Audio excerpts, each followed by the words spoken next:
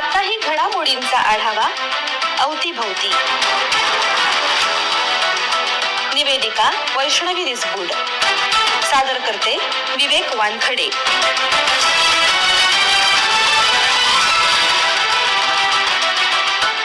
नमस्कार श्रोते हो, रत्नागिरी जिल्ह्यातील साप्ताहिक घडामोडींचा आढावा घेणारा कार्यक्रम अवतीभवतीमध्ये मी वैष्णवी तुमचं स्वागत करते. सुरुवातीला ऐकूया काही ठळक घडामोडी. रत्नागिरीत 80व्या स्वातंत्र्य दिनी पालकमंत्री डॉक्टर उदय सामंत यांच्या हस्ते ध्वजारोहण, जिल्ह्याच्या विकासाचा आलेख सादर. भगवती बंदरात अत्याधुनिक क्रूज टर्मिनल, रत्नागिरीच्या पर्यटनाला आणि रोजगाराला मिळणार गती. मंत्री नितेश राणे. ब्लू इकॉनॉमी कोकण विभागाची जीवनरेषा ठरेल. 80व्या स्वातंत्र्य दिनानिमित्त विभागीय आयुक्त रुबल अग्रवाल यांच्या शुभेच्छा. रत्नागिरी जिल्हाधिकारी कार्यालयात जिल्हाधिकारी मनोज जिंदल यांच्या हस्ते ध्वजारोहण. हर घर तिरंगा हर मन तिरंगा. रत्नागिरीत भव्य तिरंगा रॅलीचा देशभक्तीचा महासागर. शहरात सैनिक उद्यान आणि सैनिक भवन उभारणार पालकमंत्री डॉक्टर उदय सामंत. रत्नागिरी प्रशासनाच्या ताफ्यात 3 नवीन वाहने दाखल. पालकमंत्री डॉक्टर उदय सामंत यांच्या हस्ते हस्तांतरण. रानभाज्या 365 दिवस उपलब्ध होण्यासाठी कृषी विद्यापीठाने संशोधन करावे, प्रकल्पाला निधी देणार पालकमंत्री डॉक्टर उदय सामंत. पर्यटन स्थळे आणि पर्यावरण संवेदनशील भागात संपूर्ण प्लास्टिक बंदी. जिल्हाधिकारी मनोज जिंदल यांचे निर्देश. पोलीस अधीक्षक नितीन बगाटे टॉप 100 मध्ये. फेम इंडिया एशिया पोस्टच्या यादीत समावेश. आता ऐकूया सविस्तर घडामोडी. 80व्या स्वातंत्र्य दिनानिमित्त रत्नागिरीतील पोलीस परेड मैदानावर पालकमंत्री डॉक्टर उदय सामंत यांच्या हस्ते मुख्य शासकीय ध्वजारोहण पार पडले. या सोहळ्यात त्यांनी जिल्ह्याच्या विकास कामांचा आलेख मांडत रत्नागिरीला जागतिक स्तरावर नेण्यासाठी प्रशासन कटिबद्ध असल्याची ग्वाही दिली. येत्या 2-3 महिन्यात रत्नागिरीतून मुंबई पुण्यासाठी विमान सेवा, भाट्यामध्ये सी प्लेन आणि हाऊसबोट सेवा, MIDC 30 कोटींचे क्रीडा संकुल आणि 25 कोटींचे अद्ययावत मत्स्यालय उभारले जाणार आहे. तसंच अवकाळीग्रस्त आंबा काजू बागायतदारांच्या खात्यात 58 कोटी 44 लाख रुपये भरपाई थेट जमा करण्यात आली आहे. या प्रसंगी उत्कृष्ट सेवा बजावणाऱ्या पोलीस अधिकाऱ्यांचा आणि शिष्यवृत्ती परीक्षेतील गुणवंत विद्यार्थ्यांचा पालकमंत्र्यांच्या हस्ते विशेष गौरव करण्यात आला. सोहळ्यास जिल्हाधिकारी मनोज जिंदल, जिल्हा पोलीस अधीक्षक नितीन बगाटे यांच्यासह प्रमुख अधिकारी आणि नागरिक मोठ्या संख्येने उपस्थित होते. 80व्या स्वातंत्र्य दिनाच्या शुभेच्छा देताना पालकमंत्री डॉक्टर उदय सामंत. उपस्थित असलेल्या सर्व नागरिकांना शुभेच्छा देतो आणि रत्नागिरीचं नाव जागतिक स्तरावर उज्ज्वल करण्यासाठी पालकमंत्री म्हणून मी असेल आणि माझ्या प्रशासनातले सगळे सहकारी असतील, हे जीव ओतून काम करतील, हा शब्द स्वातंत्र्य दिनाच्या निमित्तानं देतो आणि माझं मनोगत संपवतो. जय हिंद, जय महाराष्ट्र.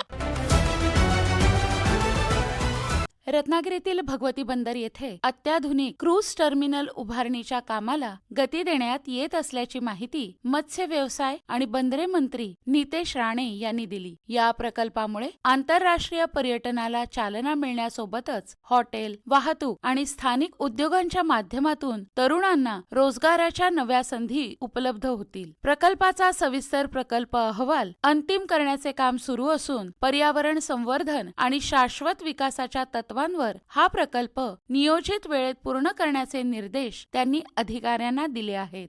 परवा मी त्याचं प्रेझेंटेशन घेतलं. सगळं आम्ही तयार आहोत. आता जे काही इंटरनॅशनल जे क्रूज असतात, जे सरळ मुंबईवरून गोव्याला जातात, येणाऱ्या काही वर्षामध्ये आपल्या रत्नागिरीमध्ये थांबणार आहेत. त्याच्यामुळे असंख्य मोठ्या प्रमाणामध्ये रोजगार निर्माण होईल. इथं रत्नागिरीमध्ये स्वतःचं टर्मिनल असल्यामुळे त्याचं वेगळं महत्व निर्माण होईल.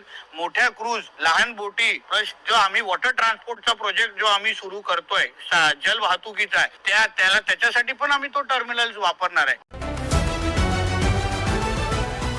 स्वातंत्र्य दिनानिमित्त दिलेल्या विशेष संदेशात कोकण विभागीय आयुक्त श्रीमती रुबल अग्रवाल म्हणाल्या, नागरिकांच्या सक्रिय सहभागातूनच विकसित महाराष्ट्र घडवण्याचे प्रयत्न सुरू आहेत. कोकण विभागाला लाभलेला विस्तीर्ण समुद्र किनारा पाहता ब्लू इकॉनॉमीवर लक्ष केंद्रित केले जात असून त्यासाठी प्रशासन सर्वतोपरी कार्यरत आहे. स्वातंत्र्य दिनाचे औचित्य साधून आजपासून जलसंधारण सप्ताहाला सुरुवात करण्यात आली असल्याची घोषणा विभागीय आयुक्तांनी केली. तसंच या मोहिमेचा आणि जनजागृतीचा एक भाग म्हणून येत्या 21 ऑगस्ट रोजी कोकण विभागातील सर्व जिल्ह्यांमध्ये जिल्हाधिकारी कार्यालयांच्या माध्यमातून एक भव्य महावॉकेथॉन वॉक फॉर वॉटरचे आयोजन करण्यात आले आहे. या उपक्रमाच्या माध्यमातून नागरिकांमध्ये जागरूकता निर्माण करण्याचे प्रशासनाचे उद्दिष्ट आहे. यामध्ये मोठ्या संख्येने सहभागी व्हावे असे आवाहनही त्यांनी केले.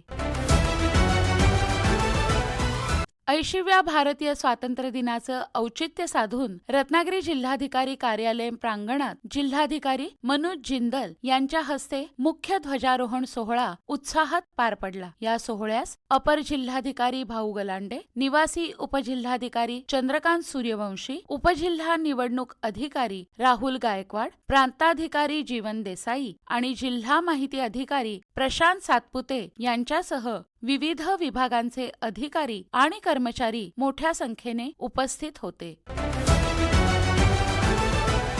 हर घर तिरंगा अभियानांतर्गत रत्नागिरीत पालकमंत्री डॉक्टर उदय सामंत यांच्या नेतृत्वाखाली मारुती मंदिर ते जयस्तंभ चौकादरम्यान भव्य तिरंगा रॅली काढण्यात आली. छत्रपती शिवाजी महाराज, डॉक्टर बाबासाहेब आंबेडकर आणि हुतात्म्यांना अभिवादन करत हजारो नागरिकांच्या उपस्थितीत ही रॅली पार पडली. यावेळी बोलताना पालकमंत्री डॉक्टर सामंत यांनी सैनिकांच्या सन्मानार्थ रत्नागिरीत अत्याधुनिक सैनिक उद्यान आणि जिल्हा सैनिक भवन उभारण्याची मोठी घोषणा केली. तसंच पुढील वर्षी 15 ऑगस्टला माजी सैनिकांचा मेळावा आयोजित करण्यात येईल आणि ही रॅली 1 लाख नागरिकांच्या सहभागाने काढली जाईल असा संकल्प त्यांनी व्यक्त केला. कार्यक्रमात प्राणांची पर्वा न करता इतरांचे प्राण वाचवणाऱ्या साहसी तरुणांचा विशेष सत्कार करण्यात आला.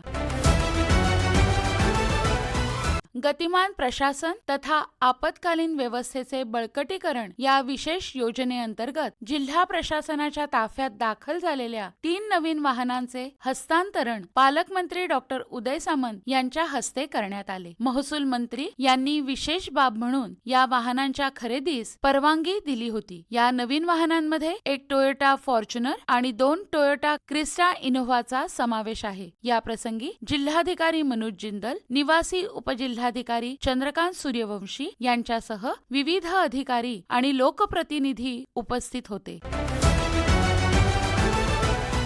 कृषी विभाग आणि आत्मातर्फे आयोजित जिल्हास्तरीय रानभाजी आणि पौष्टिक तृणधान्य महोत्सव 2026च्या उद्घाटन प्रसंगी बोलताना पालकमंत्री डॉक्टर उदय सामंत यांनी आरोग्यास अत्यंत गुणकारी असलेल्या रानभाज्या वर्षाचे 365 दिवस उपलब्ध व्हाव्यात आणि यासाठी कोकण कृषी विद्यापीठाने संशोधन करावे असे सांगत या प्रकल्पासाठी पूर्ण निधी देण्याची घोषणा केली. तसंच कार्यक्रमात आमदारांसह लोकप्रतिनिधी आणि अधिकारी उपस्थित होते. या प्रसंगी पालकमंत्री म्हणाले, एवढी चांगली चव महाराष्ट्रामध्ये विशेषतः रत्नागिरी जिल्ह्यातल्या आपल्या महिला भगिनींच्या हाताला आहे. मी आता जिल्हाधिकाऱ्यांशी बोललो की रानभाजी महोत्सव करून फक्त थांबायचं नाही, तर पुढच्या वर्षी असा प्रयोग करून बघू की रानभाजी महोत्सव झाल्यानंतर सलग 8 दिवस त्या महिला भगिनींना एखादं कॅन्टीन जर चालवता देता आलं किंवा कुठेतरी एखादं उपाहारगृह चालवता देता आलं आणि तिथं फक्त रानभाज्यांवरच आधारित जेवण मिळेल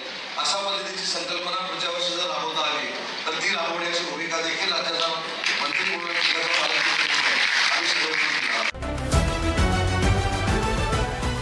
घनकचरा व्यवस्थापन नियम 2026 अंमलबजावणी बैठकीत जिल्हाधिकारी मनोज जिंदल यांनी जिल्ह्यातील बीचेस, पर्यटन स्थळे आणि सह्याद्री पश्चिम घाट या पर्यावरण संवेदनशील ठिकाणी संपूर्ण प्लास्टिक बंदीसाठी तातडीने नियमावली तयार करण्याचे निर्देश दिले आहेत. यासाठी पर्यटन स्थळांवर वॉटर एटीएम, व्हेंडिंग मशीन आणि कचरा कुंड्यांची सोय करणे तसंच पुढील 5 वर्षाचा 4 वे सेग्रिगेशन आणि कचरा वाहतुकीचा आराखडा तयार करण्याच्या सूचना त्यांनी दिल्या. रत्नागिरीचे पोलीस अधीक्षक Nitin Dattatray Bagate fame India Asia पोस्टने प्रसिद्ध केलेल्या देशातील सर्वोत्तम 100 पोलीस प्रमुखांच्या मानाच्या यादीत समावेश झाला आहे. गुन्हेगारीवर नियंत्रण, कायदा सुव्यवस्थेचे प्रभावी व्यवस्थापन, आपत्कालीन परिस्थितीतील निर्णय क्षमता आणि पोलीस नागरिकांमधील विश्वासार्हता अशा विविध निकषांवर त्यांची ही निवड झाली आहे. पुढील टप्प्यात या 100 अधिकाऱ्यांमधून टॉप 25 पोलीस प्रमुख निवडले जाणार असून या कामगिरीमुळे रत्नागिरी जिल्हा पोलीस दलाच्या शिरपेचात मानाचा तुरा खोवला गेला आहे. रत्नागिरी शहरातील सुमारे 10,000 महानगर गॅस ग्राहकांसाठी भारतीय डाक विभाग आणि महानगर गॅस लिमिटेड यांच्या संयुक्त विद्यमाने मासिक बिल भरण्याची नवीन सुविधा सुरू करण्यात आली आहे. 10 ऑगस्ट 2026 रोजी झालेल्या सामंजस्य कराराद्वारे ही अंमलबजावणी तात्काळ प्रभावाने सुरू झाली आहे. या सुविधेअंतर्गत रत्नागिरी प्रधान डाकघर, शिवाजीनगर, MIDC यासह शहरातील सर्वच पोस्ट ऑफिसमध्ये गॅस बिल स्वीकारलं जाईल. डाकघर अधीक्षक ज्ञानेश कुलकर्णी आणि महानगर गॅसचे GM आशिष प्रसाद यांनी ग्राहकांना या सुलभ सेवेचा जास्तीत जास्त लाभ घेण्याचं आवाहन केले आहे. याबद्दल माहिती देताना डाकघर अधीक्षक ज्ञानेश कुलकर्णी. नमस्कार. आपल्याला माहितीच आहे की भारतीय डाक विभागाचे पूर्ण भारतामध्ये टपाल कार्यालयाच्या मार्फत एक मोठं व्यापक नेटवर्क आहे. प्रत्येक गावातील पोस्टमन हा एक नागरिकांची जिव्हाळ्याचं नातं असलेला एक घटक आहे आणि रत्नागिरीमध्ये 10 ते 12,000 महानगर गॅसचे ग्राहक आहेत. त्या ग्राहकांना महिन्याचं बिल भरताना ऑनलाईन बिल भरावं लागत होतं आणि त्यासाठी प्रचंड अडचणी गैरसोय होत होती. ही अडचण ओळखून भारतीय डाक विभाग आणि महानगर गॅस यांच्यामध्ये MOU झालेला असून महानगर गॅसच्या ग्राहकांना आता जवळच्या कोणत्याही टपाल कार्यालयामध्ये महानगर गॅसचं बिल भरून घेण्याची सुविधा उपलब्ध झालेली आहे आणि याचा रत्नागिरी जिल्ह्यातील नागरिकांनी लाभ घ्यावा असे मी अधीक्षक डाकघर या नात्याने आवाहन करत आहे. धन्यवाद.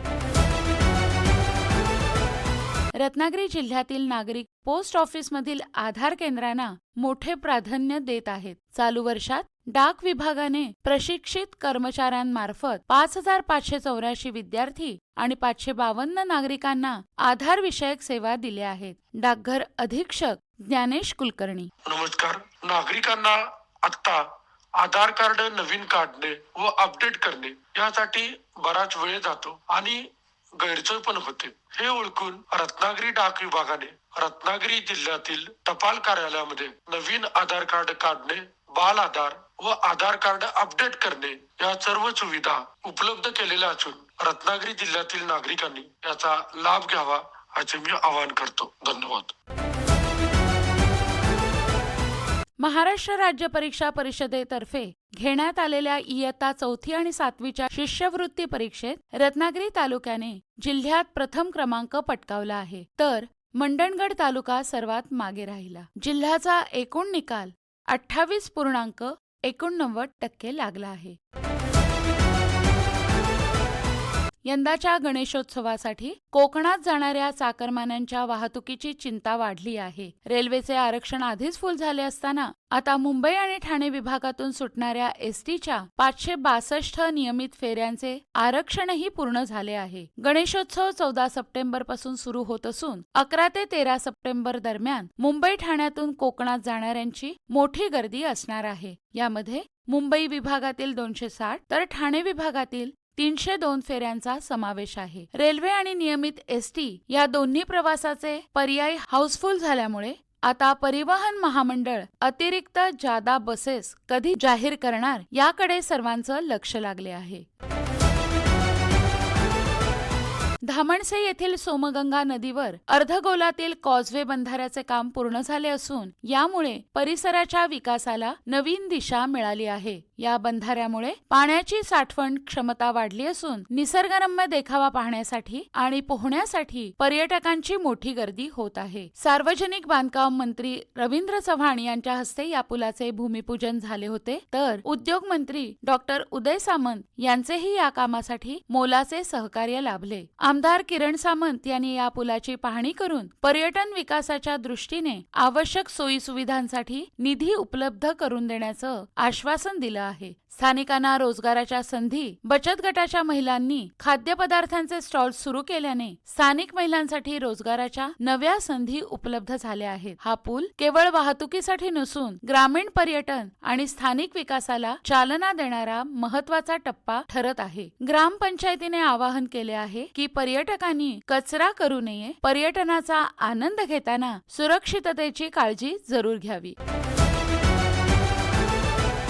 शासनाच्या आरोग्य योजनांचा लाभ तळागाळातील पात्र घटकांपर्यंत पोहोचवून आरोग्य सेवा अधिक प्रभावी आणि नागरिकाभिमुख करण्याच्या सूचना सार्वजनिक आरोग्य विभागाचे संचालक डॉक्टर विजय कंदेवाड यांनी अधिकाऱ्यांना दिल्या आहेत. त्यांनी रत्नागिरी जिल्ह्यातील विविध आरोग्य संस्थांना प्रत्यक्ष भेटी देऊन आरोग्य सुविधा आणि कामकाजाचा सविस्तर आढावा घेतला. आपल्या दौऱ्यात त्यांनी चिपळूण तालुक्यातील रामपूर प्राथमिक आरोग्य केंद्र, गुहागर ग्रामीण रुग्णालय आणि तालुका आरोग्य अधिकारी कार्यालयाची पाहणी केली. यावेळी त्यांनी औषध साठा, मनुष्यबळ, स्वच्छता आणि रुग्णांना पुरवल्या जाणाऱ्या सेवांची तपासणी केली. आरोग्य संस्थांमध्ये स्वच्छता राखणे, उपलब्ध साधन सामुग्रीचा पूर्ण क्षमतेने वापर करणे आणि सर्व यंत्रणांनी समन्वयाने काम करण्याचे आवाहन त्यांनी केले. या पाहणी दौऱ्यात जिल्हा आरोग्य अधिकारी डॉक्टर अनिरुद्ध आठले यांच्यासह इतर वैद्यकीय अधिकारी आणि कर्मचारी उपस्थित होते.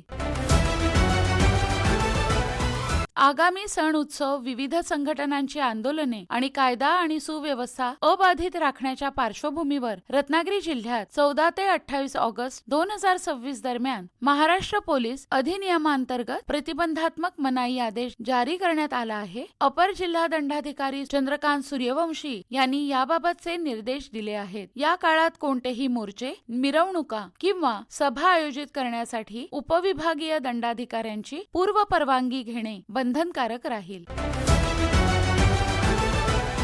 तालुक्यातील निवेंडी येथे साकारल्या जाणाऱ्या प्रदूषणमुक्त मँगो, कॅशू आणि फिश पार्कच्या भूसंपादनासाठी MIDC कडून 120 कोटी रुपयांचा निधी प्रशासनाला प्राप्त झाला आहे. यामुळे निवेंडी आणि तळेकरवाडी परिसरातील 446 खातेदारांना लवकरच थेट मोबदला वाटप सुरू होणार आहे. रत्नागिरीतील ऐतिहासिक रत्नदुर्ग किल्ल्यावर जाण्यासाठी आता लिफ्टची सुविधा उपलब्ध होणार आहे. किल्ल्यावर जाण्यासाठी होणारी पायऱ्यांची चढाई लक्षात घेता ज्येष्ठ नागरिक, दिव्यांग, महिला आणि भाविकांसाठी ही सुविधा सोयीची ठरणार आहे. सध्या या लिफ्टचे सुमारे 50% काम पूर्ण झाले असून उर्वरित काम वेगाने सुरू आहे. लिफ्टची सुविधा सुरू झाल्यानंतर भाविक आणि पर्यटकांना भगवती देवीच्या दर्शनासाठी किल्ल्यावर पोहोचणं अधिक सोपं होणार आहे. यामुळे पर्यटनाला चालना मिळेल. तसंच लिफ्टच्या सुविधेमुळे मंदिराच्या आवारातून समुद्राचे विहंगम सौंदर्य पाहणे भाविक आणि पर्यटकांसाठी अधिक सुलभ होणार आहे.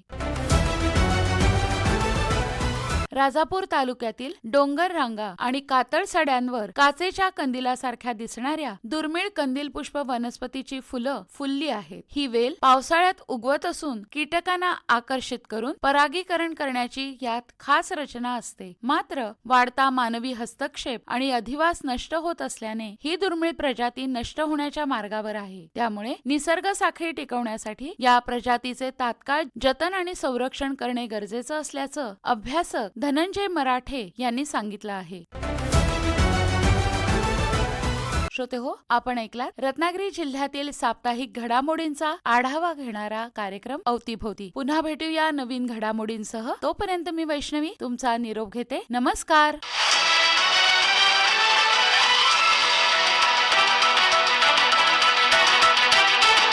साप्ताहिक घडामोडींचा आढावा अवतीभोवती.